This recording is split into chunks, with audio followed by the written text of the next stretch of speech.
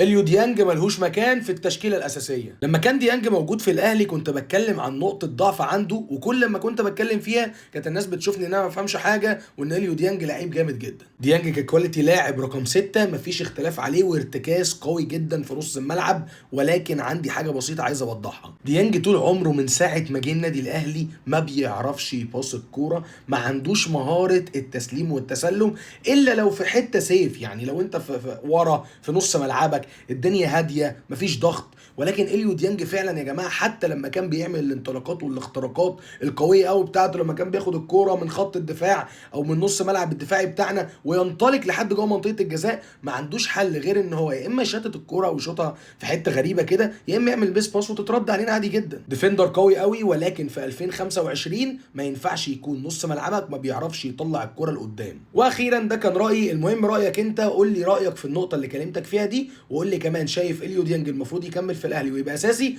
ولا يتباع.